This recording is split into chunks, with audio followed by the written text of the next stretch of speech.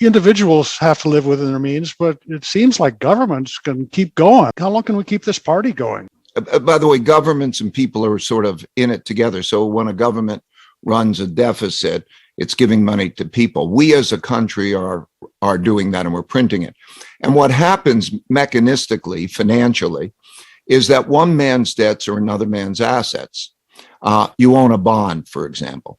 And as its return goes down relative to inflation, and inflation pressures rise, people start to think, investors start to think, how am I doing relative to inflation? We're now at that point. We're so used to thinking that the amount of our wealth is measured in the amount of money we have, not the amount of buying power that we have.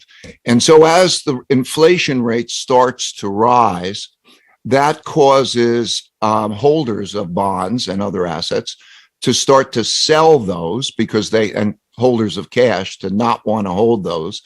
And that essentially increases the amount that the central bank has to print of money, because not only do they have to fund the deficit, but they have to make up that funding gap. And that dynamic is a very risky dynamic, very classic.